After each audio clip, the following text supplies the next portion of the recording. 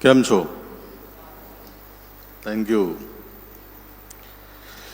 સર્વપ્રથમ તો પ્રેમ સ્વીકારું છું. પેટ સપ્રેમ પરત સાહેબ સ્વીકારશો? Thank you.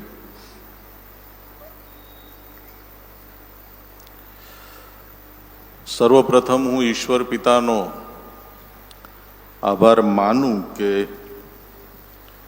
મારા જીવનમાં આ તક મને પ્રાપ્ત થઈ. અને હું તો હંમેશા કહું કે કારણ વિના કશું બનતું નથી. તો પ્રભુ કોઈ ચોક્કસ હેતુસર મને લાવ્યા છે, તો હું પ્રાર્થના કરું કે પ્રભુ એ હેતુને પૂરો કરે. ગઈકાલે પણ મેં કહેલું, આજે પણ હું ફરી કહું છું કે કોઈ વક્તાના આવવાથી સ્થાનિક પાળક સાહેબની મહત્તા ઘટી જતી નથી. એ વસંત કામદાર ઉપરથી નીચે પછડાય તોય મેશક ભાભોર સાહેબ ના બની શકે. તો એમનું જે માન મર્તબો અને એમની સેવાની કદર એ મંડળીની ફરજ છે. પાળક સાહેબ, આપનો પણ ખૂબ આભાર કે તમે આ તક મને આપી. સાથે કમિટીનો પણ આભાર માનું છું. સેક્રેટરી સાહેબ તો મિત્ર છે નયમ્યાજી, એમનો પણ ખૂબ આભાર. કમિટીના સર્વ સભ્યોનો આભાર. અને આપ સૌ નમ્રતાથી અને ઉદારતાથી મને સાંભળવાના છો માટે આપ સૌનો પણ ખૂબ આભાર માનું છું.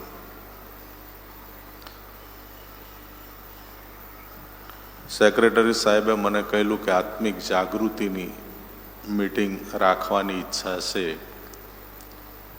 તો ગઈકાલે અને આજે જે વિષય ઉપર આપણે વાત કરી રહ્યા છે એ વિષય તો છે આત્મિક જાગૃતિ. ગઈકાલનું એક નાનું પુનરાવર્તન, કદાચ કોઈક ન આવ્યા હોય તો,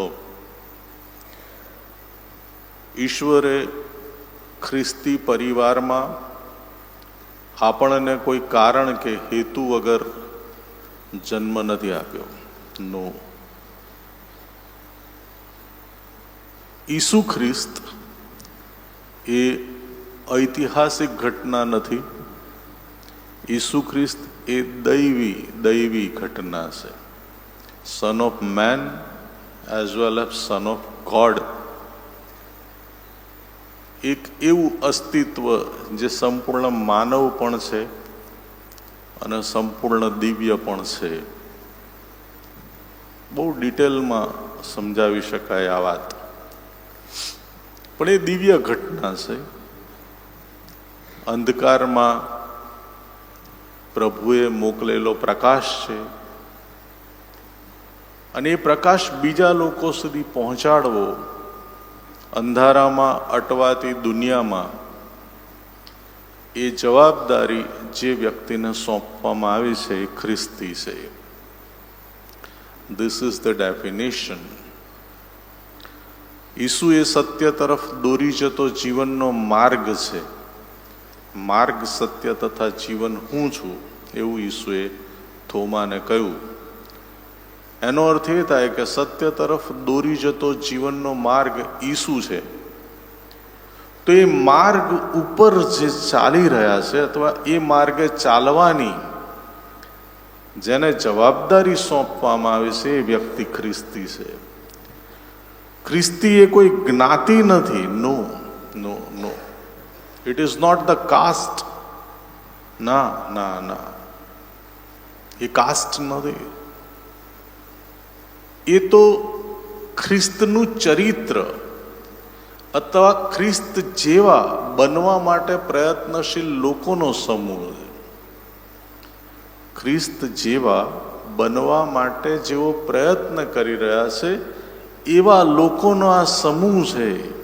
દેટ ઇઝ ક્રિશ્ચિયન. અને દરેક ક્રિશ્ચિયનને એક મિશન સોંપવામાં આવ્યું છે. દેટ ઇઝ વાય દરેક ક્રિશ્ચિયન એક મિશનરી છે. એણે જગતમાં જવાનું છે, બેસી રહેવાનું નથી. એ મિશન કાર્ય કરવા માટે એનામાં ઈસુ ખ્રિસ્તે જે કંઈ કહ્યું છે એ ગુણો હોવા જોઈએ. એણે ઈસુ ખ્રિસ્તે સૂચવેલા સિદ્ધાંતોનું પાલન કરવું પડે. ડિસિપ્લિન જે સ્વીકારે, ડિસાઇપલ, આ બધું ગઈકાલે વિસ્તારથી બોલ્યો છું. કયા કયા ગુણો હોવા જોઈએ? તો એનામાં પ્રેમ હોવો જોઈએ, સહનશીલતા હોવી જોઈએ, ક્ષમા હોવી જોઈએ, શ્રદ્ધા હોવી જોઈએ, સક્રિયતા હોવી જોઈએ, સાદગી પણ હોવી જોઈએ. અને આ મિશન એ સફળતાથી પૂરું કરી શકે માટે એણે એના મોકલનાર સાથે સતત સંપર્કમાં રહેવું પડે. એ સૂચનાઓ જે ઉપરથી આવે એને સાંભળવા માટે તૈયાર રહેવું પડે. તો એ જે પ્રક્રિયા છે સંવાદની, હું એને મારી અગવડો કહું, આ કાર્ય કરતા મને શું તકલીફ પડે છે એ કહું, આ કાર્ય કરતા કયા વિઘ્નો આવે છે એ હું એને કહું. પ્રભુ તમે તો મને મોકલ્યો પણ અહીંયા આવી તકલીફ છે, આવું છે, આવું છે, આવું છે. આ બધું મારા મોકલનારને કહું અને એ મને જે સૂચનાઓ આપે હું સાંભળું. એ બાયલેટરલ સંવાદ, એનું નામ છે પ્રાર્થના. તો આ એક ક્રિશ્ચિયાનિટીનું જે સ્પિરિચ્યુઅલ સ્ટ્રક્ચર છે એ સૌથી પહેલું તો ચર્ચોએ સમજવાની જરૂર છે. This is real Christianity. એ એવું નથી કે રવિવારે ચર્ચ નામે ઓળખાતા એક સ્થળે ભેગા થવું, ગીતો ગાવા, બહાર ખાવું પીવું, નાસ્તો કરવો, ઘેર જવું, સૂઈ જવું, બીજા દિવસથી થેલો ભરાઈને નોકરી પર. No no no no no. Jesus is not the part of the life. ઈસુ એ જીવનનો કોઈ હિસ્સો નથી.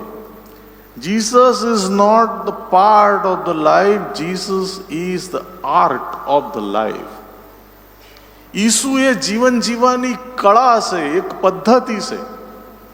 અને એ પદ્ધતિ જે પોતે જીવે છે ને બીજાને શીખવે છે, દેટ ઇઝ ક્રિશ્ચિયન.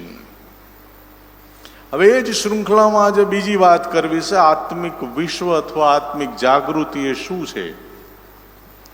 તો સૌથી પહેલા તો આપણે આત્મિક શબ્દને સમજવો પડે. બે પાર્ટ છે, આત્મિક અને જાગૃતિ. તો આ બંને શબ્દોને થોડી સૂક્ષ્મ રીતે, આમ તો વિષય બહુ મોટો છે, એની ઉપર તો 25-50 ચોપડીઓ લખી શકાય એટલો બહોળો વિષય છે આ. પણ હવે સમયની મર્યાદામાં આપણે એને બહુ ટૂંકમાં સમજવાની કોશિશ કરીએ. એક રાજાનો કુંવર, રાજકુંવર, દોમ સાહેબીમાં મોટો થયો. એનું લગ્ન થયું, એને નાનું બાળક પણ અવતર્યું. અને એક દિવસે રાજમહેલની બહાર નીકળ્યો તો એણે સંસારમાં દુઃખોને જોયા. વૃદ્ધ, રોગી, મરણ, બધું જોયું એણે. એટલે એને સંસાર અસાર લાગ્યો, વૈરાગ્ય આવી ગયું.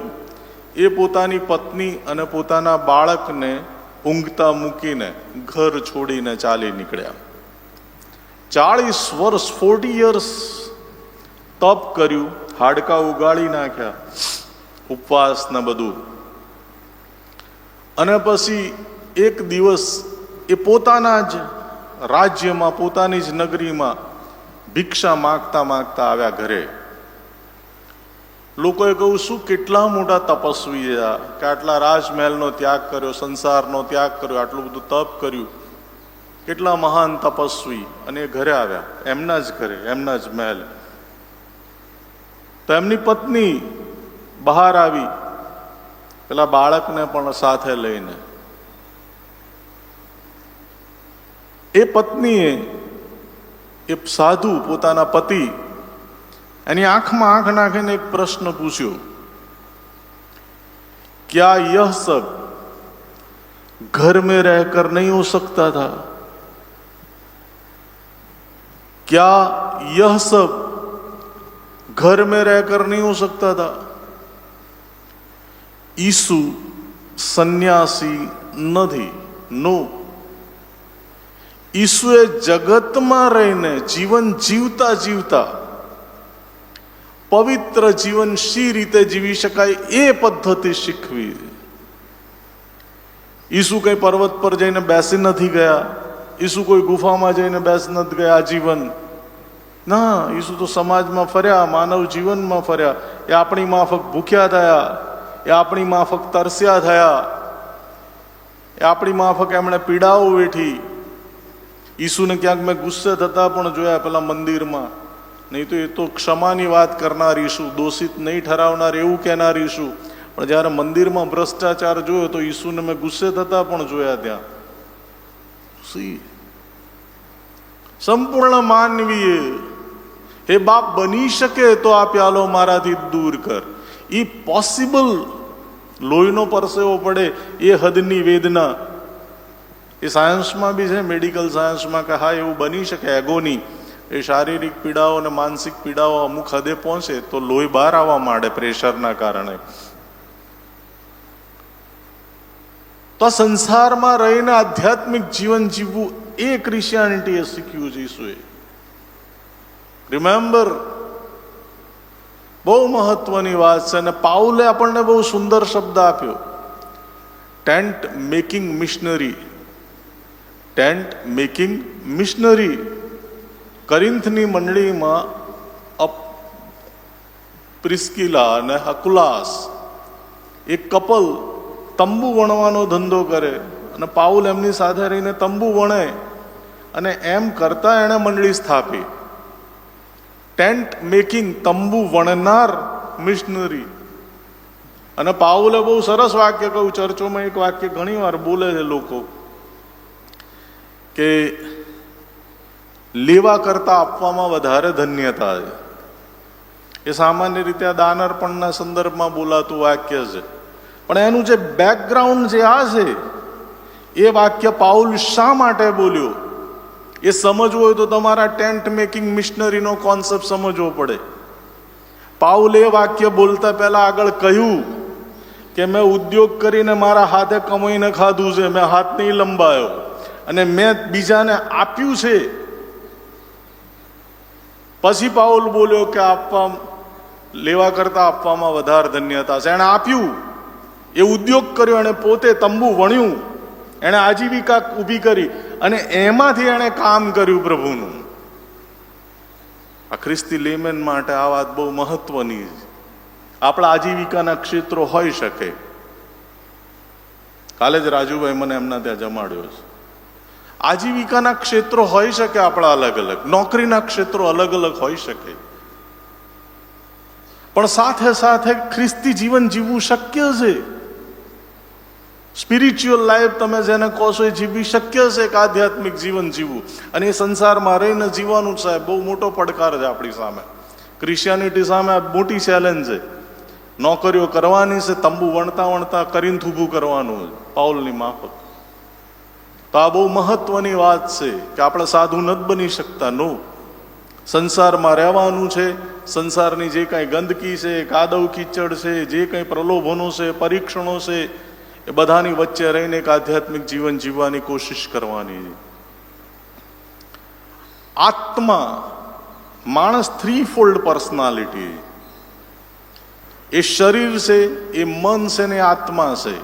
મુલાકાત મંડપનું જે મોડલ છે, આ બહારનું આંગણું, પવિત્ર સ્થાન અને પરમ પવિત્ર સ્થાન, જ્યાં ઈશ્વરનો કરાર કોષ, જ્યાં ઈશ્વરનું દયાસન.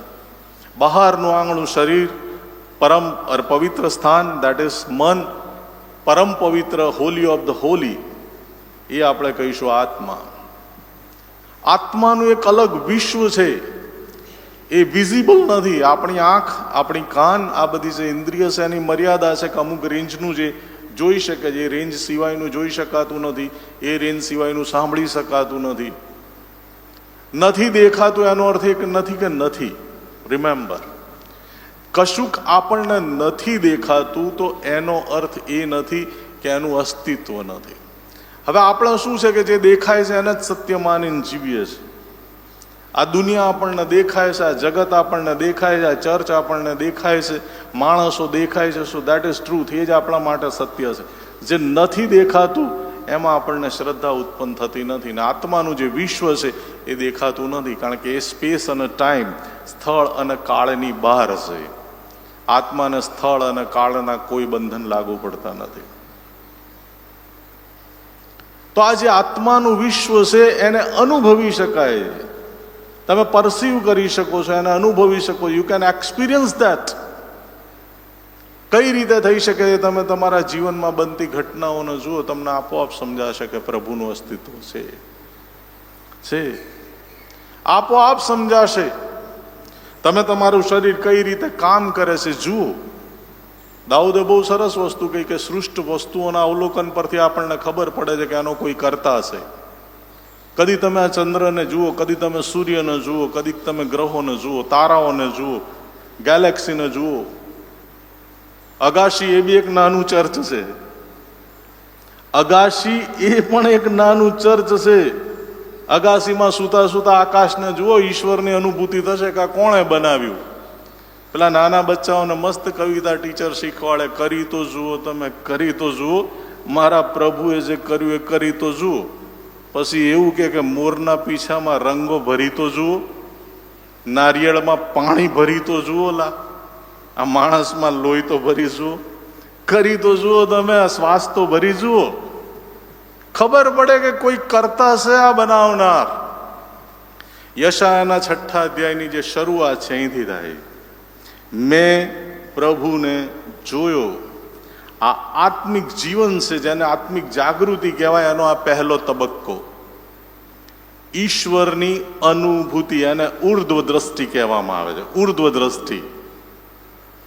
મેં પ્રભુને જોયો. યશાયા જોઈ શકે છે, આપણે જોઈ શકતા નથી, પણ આપણે અનુભવી તો શક્ય ને શક્ય જ સાહેબ.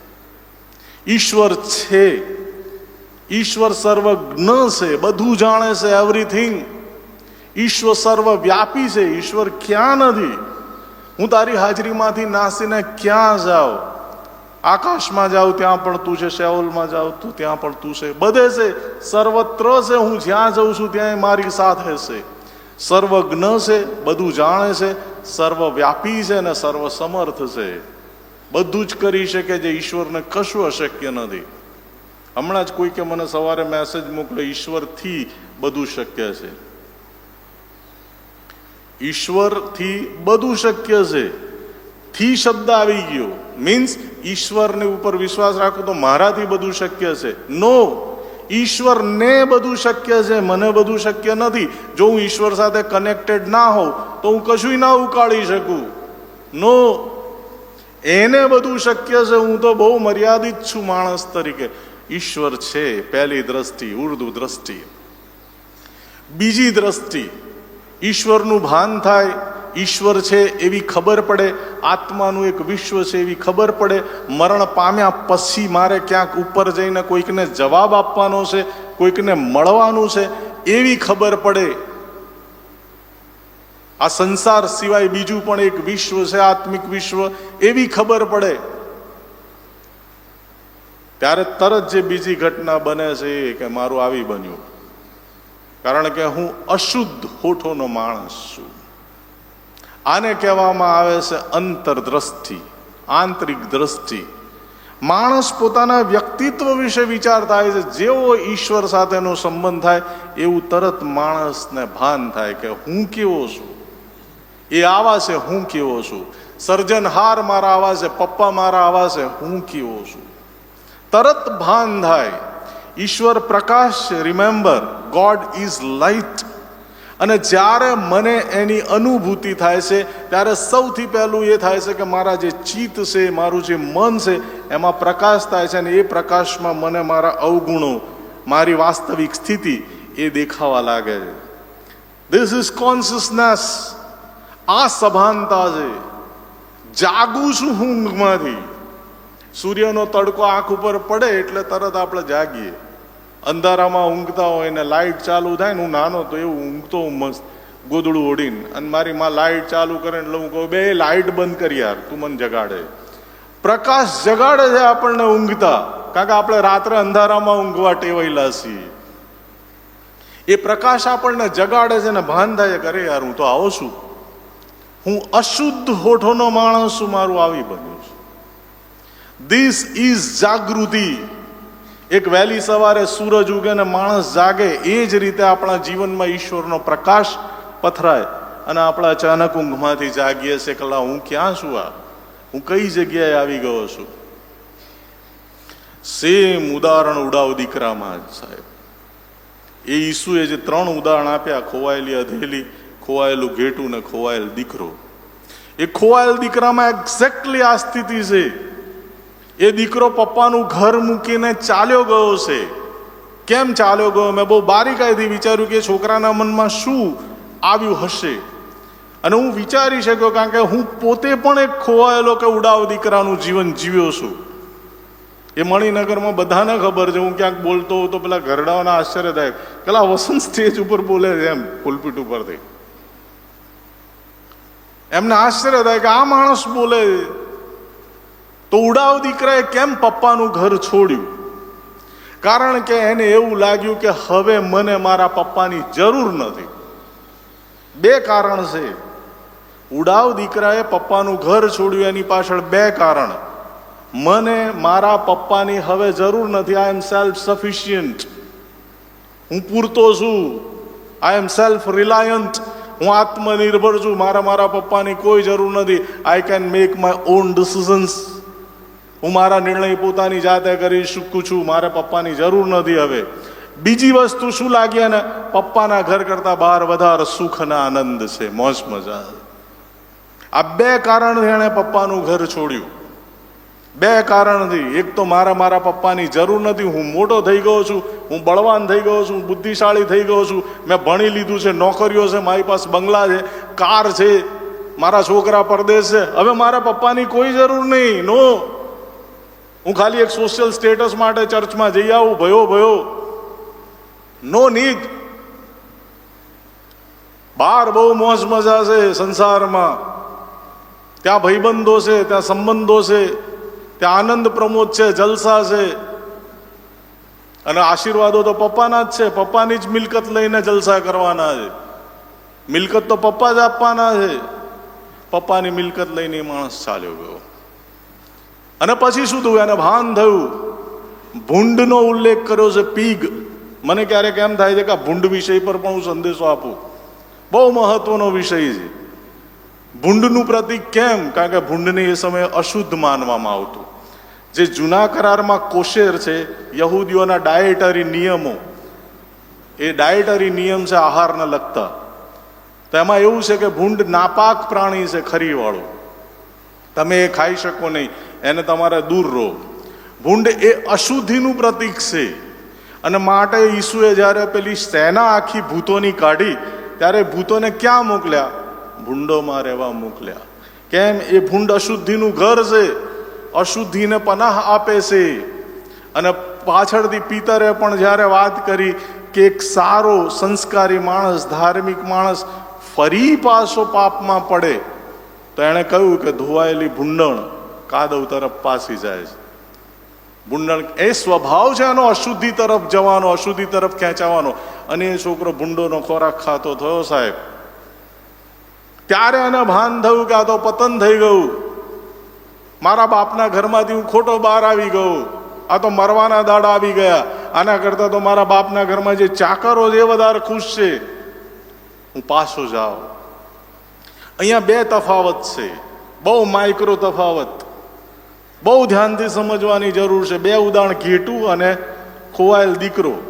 ખોવાયેલ ઘેટામાં ભરવાડ 99 સારા ઘેટાને મૂકીને એક ઘેટાની શોધમાં પોતે જાય છે.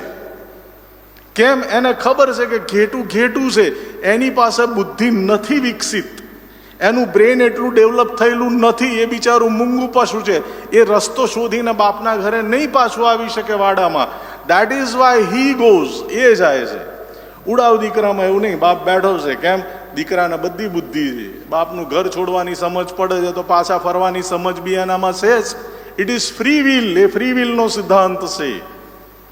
ઘેટાની શોધમાં ભરવાડે જવું પડે, કારણ કે બિચારું ઘેટું નિર્દોષ છે. એ અજાણ્યું છે, એને હજુ જીવતા નથી આવડતું. એને ખબર નથી કે હું બાપના ઘરેથી વાડામાંથી વિખૂટું પડી ગયું છે. છોકરાને તો બધી ખબર, જાણે બહુ સભાનતાથી નિર્ણય લીધો છે બાપનું ઘર છોડવાનો. અને એણે પાછા આવવું પડે. ને આ પાછું ફરવું, એનું નામ જાગૃતિ. બાપના ઘરથી આપણે દૂર જતા રહ્યા છીએ. આપણે એક અધમ અવસ્થામાં આવી ગયા છીએ. આપણે પતન તરફ ધસી રહ્યા છીએ. આપણે હવે પાછા ફરવું પડે. અને એ જાગૃતિ, દેટ ઇઝ જાગૃતિ. સંસાર મને ખેંચે છે, સંસારના આકર્ષણો મને ખેંચે છે. પાપના બહુ સુંદર લક્ષણો મેં તારવ્યા છે. પાપ હંમેશા આપણને ગમતું હોય એ સ્વરૂપે આવે. શૈતાન બહુ ચાલાક છે, પ્રકાશનો દૂત છે, વેશ ધારણ કરે છે, બહુ ચાલાક. આપણને ન ગમતું એવું નહીં આપે. નો, કારેલું આપે તો આપણે તરત ના ખાઈએ, પણ મીઠાઈ આપે તો તરત ખાઈએ. જે ગમે છે એવા સ્વરૂપમાં પાપ આવે છે, ધરે છે. બીજી વસ્તુ, પાપ નેગ્લિજિબલ હોય છે, અવગણ્ય. તમે એને એની ગંભીરતા ખબર જ ના પડે. એ બીજ સ્વરૂપે હોય. એ અહીંથી જ હું બોલ્યો છું. એ આંબાનું ઉદાહરણ આપ્યું હતું, ગોટલાનું. બહુ સામાન્ય હોય, ખબર જ ના પડે કે મારી અંદર આ પાપનું બીજ વવાયું. ત્રીજી વસ્તુ કે ઇન્સ્ટન્ટ રિઝલ્ટ નહીં આપતું. માણસ વ્યસન કરવાનું શરૂ કરે ત્યારે તો એને એમ જ હોય કે હું ઘોડેસવારી કરું છું ઘોડા ઉપર, અને 10 વર્ષ પછી ખબર પડે કે આ તો ઘોડો મારી ઉપર સવારી કરવા માંડ્યો. ડોક્ટર કહે કે લીવર ગયું તો બી એ છોડી ના શકે સાહેબ. એને શરૂઆતમાં એવું ભાન જ ના હોય કે આગળ જતા આ વસ્તુ આટલી ગંભીર સ્વરૂપ પ્રાપ્ત કરશે. ઇન્સ્ટન્ટ રિઝલ્ટ એ નથી આપતું. નો. અને ચોથી સૌથી મહત્વની વસ્તુ કે હું મારી જાતને રોકી શકતો નથી, કારણ કે હું સંયમ શીખ્યો નથી. સંયમ બહુ મહત્વનું અંગ છે, પવિત્ર આત્માનું ફળ છે સંયમ, પણ એના વિશે કદી કોઈ સંદેશો નહીં આપતું. નો. કારણ કે સંયમ રાખે કોણ? એના માટે તો તપ કરવું પડે સાહેબ. ઈચ્છાને મારીને જો. મેં લખી બહુ સરસ ગઝલ, ઈચ્છાને મારીને જો, ફૂલો નહીં ક્યારીને જો. આ ફૂલ ક્યાંથી ઉગે છે? ક્યારીને તું જો, એ કાદવ કીચડને જો. બહાર સરસ ફૂલ દેખાય, પણ એ જ્યાંથી એને પોષણ મળે છે કાદવ કીચડ છે. ઈચ્છાને મારીને જો, ફૂલો નહીં ક્યારીને જો. ફાવે ત્યાં ના દોડી જા, ફાવે ત્યાં ના દોડી જા. હૈયાને વારીને જો. શ્વાસોમાં જ આકાશો છે, શ્વાસોમાં આકાશો છે. ઉઘાડી બારીને જો, ઈચ્છાઓ મારીને જો.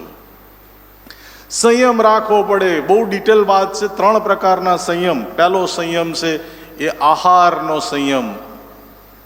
ખાનપાન. તમને એમ થશે કે ખાનપાનમાં વળી કયું પાપ? બિલી ગ્રેહામે જે 7 મહાપાપ કયા છે એમાં એક પાપ આ પણ છે, અક્રાંતિયાપણું, ગ્લુચની. મહાપાપ આહાર, ખોરાક. રખેને અતિશય ખાનપાનથી તમારા મન જડ થઈ જાય. બીજી વસ્તુ, દેવનું રાજ્ય ખાણીપીણીમાં નથી. નો, નો, નો. તો પહેલું તો આહારનો સંયમ બહુ માઇક્રો સંયમ છે, નાનો સંયમ છે. એનાથી શરૂઆત કરી શકીએ આપણે. એટલે જ ઈસુએ કહ્યું, પ્રાર્થના અને ઉપવાસ વગર અશુદ્ધ આત્મા નીકળતા નથી. પ્રાર્થના અને ઉપવાસ વગર એ જાત નીકળતી નથી. ઉપવાસનો અર્થ છે ખોરાક ઉપરનું નિયંત્રણ. કદાચ આપણે ઉપવાસ ન કરી શકીએ તો બીજો એક પ્રકાર જૈનિઝમમાં બી છે, દેટ ઇઝ કોલ્ડ ઉણોદરી. પેટ થોડું ઓછું રાખવું, 1/4 ખાવું. ઈસુના શિષ્યો કણસલા તોડીને ખાતા હતા. એ ઉણોદરીનું બેસ્ટ એક્ઝામ્પલ છે. રોટલી ન મળે તો આ ખેતરમાં જે ડુંડા ઉગ્યા હોય ઘઉંના કે બાજરીના, એના કણસલા તોડીને ખાતા હતા. દેટ ઇઝ ઉણોદરી. તો સંયમની શરૂઆત આહારથી થઈ શકે. બીજો જે પાર્ટ છે એને કહેવામાં આવે છે વિહાર. બિનજરૂરી રખડવાની ટેવ બંધ કરવી પડે. જેટલું બહાર જઈશું એટલા ઇનપુટ્સ આવશે ને આવશે. સાંસારિક આકર્ષણો ખેંચશે જ. ત્રીજું મહત્વનું છે વિચાર. અને એટલે મેં કાલે કીધું કે પ્રભુની હાજરીમાં શાંત બેસતા શીખવું પડશે. એ જે GUSTમાં પ્રયોગ થયો એના ફીડબેક મેં સાંભળ્યા. એ નવા બાળકો જે બની રહ્યા છે એમણે એવું કીધું કે એવા વિચારો આવે છે. તમે કદીક તમારા વિચારોને જુઓ. આપણે છે ને હંમેશા બહાર જ જોઈએ છે, અંદર નહીં જોતા. મનની અંદર બી ડોક્યું કરો કદીક. મનમાં કેવા કેવા વિચારો આવે છે તમે કદી જોયું છે? જો એ વિચારોને તમે લખો ને તો આમ વિદ્રોહ થઈ જાય. એમાં હું પણ આવી ગયો તમારી માફક. તો એ વિચારો છે એ તમારા વ્યક્તિત્વનું નિર્માણ કરે છે. તમે શું બોલો છો, તમે કેવું વર્તન કરો છો, એ વિચાર ઉપર આધાર રાખે છે.